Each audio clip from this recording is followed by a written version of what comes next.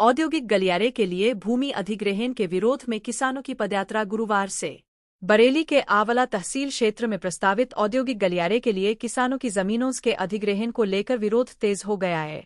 सरकार द्वारा भमोरा, मकरंदपुर, ताराचंदपुर, पाखुन्नी, कुड्डा, भीकमपुर, भरताना, हजरतपुर, यूसुफपुर, खुली और चांदपुर मटकी गांवों की जमीनों का कम सर्किल रेट पर अधिग्रहण किए जाने की योजना का किसान लगातार विरोध कर रहे हैं। राष्ट्रीय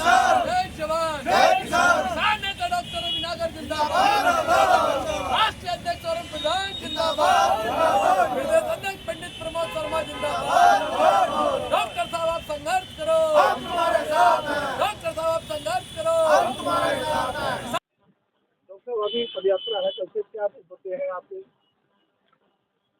एक सरकार की योजना औद्योगिक गलियारे के नाम से बरेली के अंदर आई है।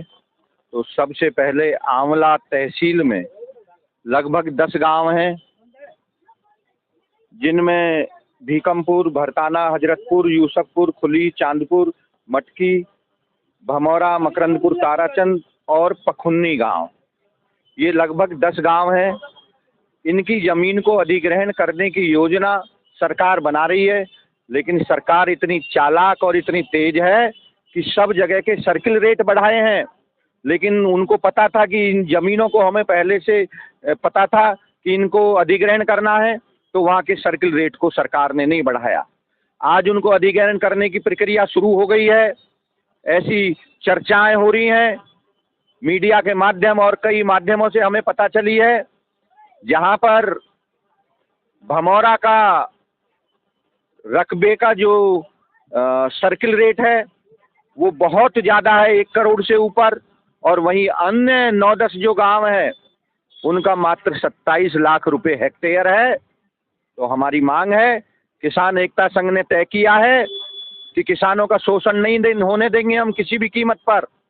सरकार को वहाँ के सर्किल रेट बढ़ाने पड़ेंगे और जो भमोरा का रेट होगा वही रेट सब गांव के किसानों को मिलना चाहिए।